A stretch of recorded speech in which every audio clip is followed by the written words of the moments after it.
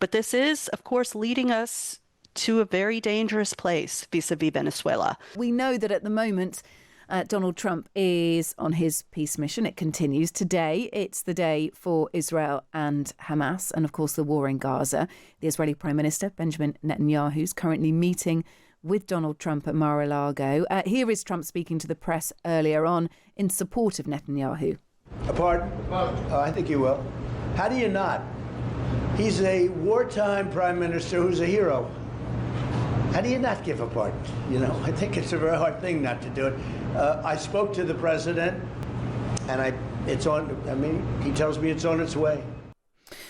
Well, there you go. It's worth noting that the Israeli President Isaac Herzog office has denied the claim that a pardon is on the way and said the two presidents have not spoken since the request was submitted weeks ago. So TBC on that one. The topic at hand, of course, is the ongoing ceasefire in Gaza and its potential progression into the second phase of Trump's 20-point plan. Have we heard any other encouraging noises this evening, Anita? Well, Bibi Netanyahu brought with him to the what Trump calls the Winter White House the family of one of the dead hostages. They're seeking the return of his body. This is obviously an emotional appeal to President Trump, and he tends to react to such appeals, especially from families. So this is Netanyahu's way of putting pressure, I guess, on Trump to accelerate, as you said, into phase 2 of the ceasefire plan. But there are a lot of sticking points right here that they didn't manage to resolve during this meeting in Mar-a-Lago. So it's hard to say what's going to happen next, although Trump seems keen to begin the reconstruction of Gaza. He says that will happen soon. And he also is supportive of strikes on Iran, which would just complicate the situation further. Well, that is on the request list of the Israeli Prime Minister, that he is concerned, as he would be. You can sort of understand that about what Iran is doing and its nuclear capability, and whether they are producing producing what needs fissile material. Right. Exactly. Right. To a level which has not been agreed, which has not been signed off, and he's concerned about what's going on there. It comes after, of course, the US launched strikes on Iran and their nuclear facilities. So Donald Trump would have very much thought, well, that's kind of game over, book closed on that one. So he said that they were obliterated, but I suppose that may not be true. But in terms of where we are in this grueling, bloody, just devastating conflict, it's not easy to see whether we've taken a step forward. And there's just so many other complications on the horizon. For example, he referenced the pardon that Netanyahu seeks from Israeli officials for his corruption trial. Number one, that's kind of interesting considering his whole ethos is non-interference in foreign matters. That I don't know how you square that with that principle. And then secondly, if that trial does proceed apace, that will spell possible electoral trouble for Netanyahu, who's running for re-election this year. So there's just a lot of irons in the fire, a lot of speed bumps, a lot of traps, and in the middle of this are the people of Gaza. Yeah, that is important to remember that there are still people losing their lives. And look, we're in phase 1 of the ceasefire. It seems to have been impossible for phase 2 to start. And that is the ask from Donald Trump. Israel may be requesting the remains of the last Israeli hostage left in Gaza. They want some backing up by the US over the situation in Iran. And they also want Hamas to totally disarm, which Hamas has rejected. Yeah. And Hamas wants the Rafah Gate to open, which Israel has not done, which was part of the phase 1 agreement. Yeah, and there are various things at play. There is, before Hamas lay down arms, the suggestion from a peace negotiator I was speaking to a little bit earlier is that disarmament will be a lengthy process, that there'll be a technocratic government set up first. There's the Peace Board, of which President Trump will be the president of, and the International Stabilization Force to come into play. And all those elements need to combine together. And during that process, Hamas may disarm. But it's a massive jump, isn't it, to go from where we are now to all of that. However, the determination of Donald Trump may well drive this forward. And you can say what you like about the way he operates. When it comes to conflicts and trying to end them, he is at least a dog with a bone, isn't he?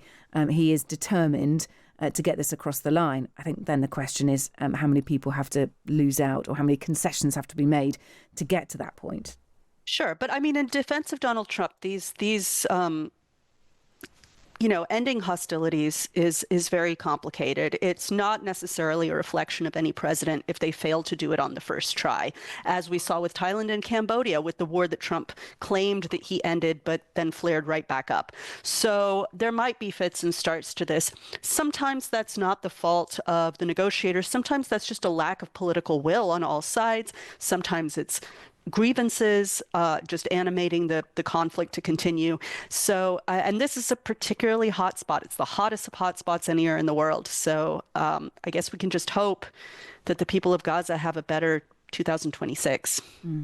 I'm just going to touch on a story that we looked at or we heard about a little bit earlier. Anita, apologies for sort of dropping this in unannounced. Pop quiz time. Okay, let's hear it. Okay, so I'm just looking at some details here on a possible attack in Venezuela, that the US has struck a big facility there. That's what Donald Trump claimed earlier without giving any details. Very light on details on this. Yeah. When he talked about this in a radio interview, he said, we knocked out a facility in Venezuela that was used for the manufacture of drugs, which is surprising considering most of the fentanyl does not come from Venezuela. So I'm not sure what he was exactly referring to there. And we don't have any other details. Dock area where they load the boats up with drugs. Right. We hit all the boats and now we hit the area. It's the implementation area, he said. That's where they implement, and that is no longer around. Not clear what target's been hit or which part of the US government acted. He was asked if the CIA carried out the attack and said, I don't want to say that. I know exactly who it was, but I don't want to say who it was. Mm-hmm. So rather than striking boats at sea, it appears that they have, or they are suggesting that they've hit a boat in a dock area or a storage, well, presumably a dock area, basically. And docks are used for many things, for transportation of, legitimate materials, not just drugs and contraband. So this is a blow, of course, if we haven't seen evidence of this strike, how deadly or not how deadly, how effective it was, whether it was deadly, and on whose authority. And we haven't heard much from the Maduro government about how they feel. But this is, of course, leading us to a very dangerous place vis-a-vis Venezuela, with both sides just bristling and spoiling for a fight. Yeah, no independent reports from Venezuela of it. The Venezuelan government hasn't commented, but you're right about the wider question here being, well, is this, if we're talking about phases, is this then phase 2? You're striking the alleged drug vessels. Now you're striking the place where the vessels dock or where they come into or leave. Is this an escalation? I suppose is the question. I think maybe neither you or I are qualified to say that, but it is certainly consistent with, well, it is certainly a consistent approach with Donald Trump wanting to target Venezuela in this way. And it's up to the Venezuelans to say whether they feel that he's crossed a red line with this. But of course, a strike on major infrastructure is going to be damaging if indeed, as I said, that this whether this strike was effective. Okay. I don't want to say that it was when we haven't seen any evidence.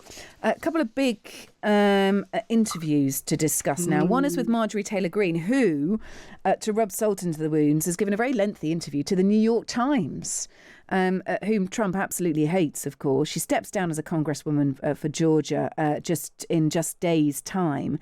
She said that she was just so naive for believing that Donald Trump was a man of the people.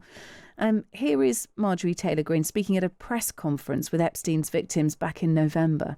I was called a traitor by a man that I fought for 6 years for. And I gave him my loyalty for free. I've never owed him anything, but I fought for him for the policies and for America first. Marjorie Taylor Greene there speaking back in November.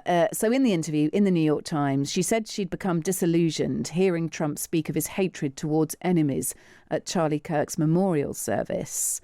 How impactful is this for MAGA? I mean, is this her sort of last mea culpa interview? Is this where she does what she does and then she turns on her heel and then walks into the distance, Anita?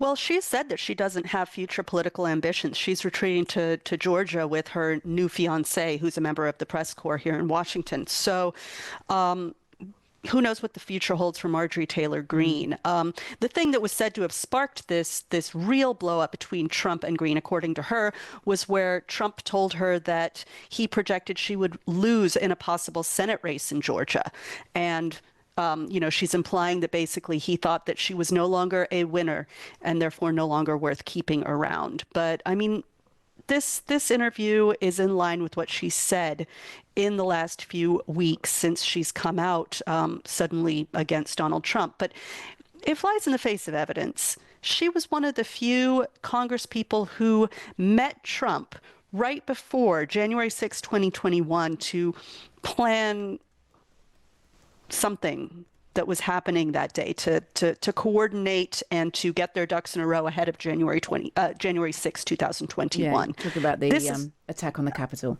I mean, I think Trump showed his colors more clearly then on that day than he did on any other day. And so if she was still willing to ride with him after that, it's interesting to see that she's broken with him over the Epstein files or over his, dismissal of his enemies and saying that he doesn't forgive. It's interesting how tightly those scales were affixed to her eyes for the last 6 years. Yeah. Her boyfriend's Brian Glenn, isn't it? Who's quite pro-Trump. Am I right in saying that? He works for Real America's Voice. He works for Real America's Voice, which is Steve Bannon's vehicle. And yes, on the air, he is very supportive of Donald Trump. The questions he's asked have garnered a lot of attention. He's the one who memorably harangued President Zelensky for not wearing a suit in the Oval Office. That went viral, of course. So he is a very vocal public supporter of Donald Trump. But as the interview said, he helped her craft her resignation, which was full of barbs against the administration. So one wonders how he feels on the inside. I've spoken to him and he's been very publicly supportive, as I said, of Trump. But all right, final one. We've got just a minute for this. This is a report in the Washington Post. A dozen sources saying that J.D. Vance proved instrumental in repairing the relationship between Donald Trump and Elon Musk following their very public falling out. And I suppose the big question here is, was Vance thinking about his own political future and the backing of Elon Musk, the financial backing of Elon Musk, do we think?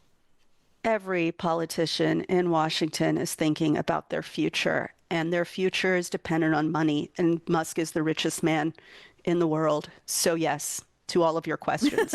I mean, it seems very obvious. But the thing that broke the camel's back was Trump breaking Musk breaking with Trump and threatening to start a third party, which Vance apparently felt would have derailed his own prospects. So he was trying to bring him back into the Republican fold. Look, Anita, brilliant to speak to you. As ever, all very, very thorough. US correspondent Anita Powell with the day's US politics stories there. Anita, we'll speak to you soon. Thank you.